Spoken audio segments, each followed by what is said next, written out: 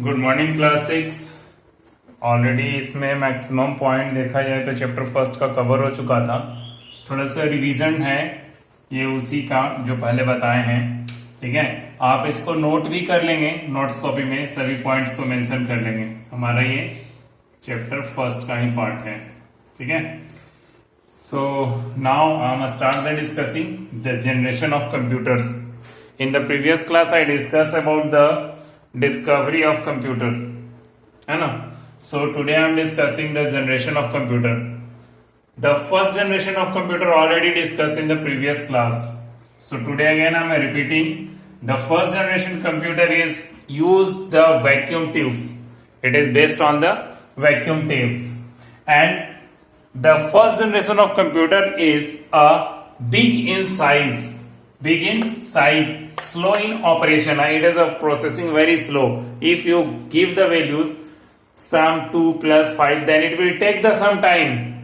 Okay, so it is not a faster device. Big in size, it is a very big size, approx this room, and slow in the operation, a very slow working, expensive and consume lot of electricity. It is so costly because that time we uses the vacuum tube and the prices of every devices are very costly and also the expensive, and they consume the much power or electricity. Okay, because you already know that your CRT model of the TV is also consume more power than the LCD and LED. So similarly it is also consume more electricity, error prone, already discussing, and it is used the vacuum tubes. Okay, this is called first generation. Now come to the second generation. Second generation computer is more faster than first generation computer. It is more faster than first generation computer. Also smaller. The size of second generation computer is smaller than the first generation. It is not very small, but it is smaller than the first generation computer. Okay, faster and cheap than the first generation. It is some cheaply available. सस्ती यानी कम rate में उपलब्ध है। First generation की अपेक्षा ये सस्ता भी है, स्मॉलर भी था। ठीक है, consumed comparatively less power. First generation की तुलना में ये कम इलेक्ट्रिसिटी बिल खाता था या इलेक्ट्रिसिटी खाता था। इसमें हम वैक्यूम ट्यूब नहीं बल्कि इसमें हम ट्रांजिस्टर का इस्तेमाल करते थे। कुछ इस तरह का ट्रांजिस्टर होता था, सिप बना हुआ, और ये इस तरह के बहुत सारे ट्रांजिस्टर हम इस्तेमाल करते थे। Okay, this is called second generation computer. ये आपका 1955 से 1964 के बीच में यूज किया जाता था। 1955 से 1964 के बीच में। ये फर्स्ट जनरेशन जो कंप्यूटर आपका इस्तेमाल होता था वो 1942 से 1955 तक ये यूज किया जाता था। Now next is called third generation computer. Third generation computer जब से आया, समझिए एक तरह से कंप्यूटर की दुनिया में बहुत बड़ी क्रांति आ गई, because it is a very smaller size than the first and second generation, faster and cheaper than the previous generation. जितने भी पहले थे उन सभी से ये फास्टर भी था, सस्ता भी था।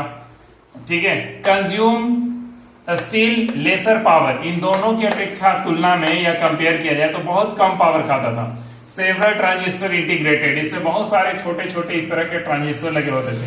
इन सभी को हम कहते हैं आईसी। ठीक है ना, बहुत सारे ट्रांजिस्टर एक साथ जिस पॉइंट पर लगे होते थे इनको कहते थे हम IC, integrated circuits, integrated circuit. Okay, so it is more cheaper. Okay, now next is called fourth generation. Fourth generation computer third generation की तुलना में बहुत फास्टर हुआ, बहुत बेहतर हुआ और लोगों के लिए सस्ता हो गया। इसमें एक ही चिप में थाउजेंड्स ऑफ ट्रांजिस्टर का इस्तेमाल किया जाता था, जिसको हम माइक्रो प्रोसेसर कहते हैं। Smaller, faster and cheaper than the previous generation of the computers, consume less power, thousand of transistor on the single chip called micro processor. Okay, इसमें एक ही माइक्रो प्रोसेसर में थाउजेंड ऑफ इस तरह के transistor इसमें लगे होते थे, बहुत छोटे छोटे, इसलिए इसको माइक्रो प्रोसेसर कहते हैं। Now the fifth generation computer.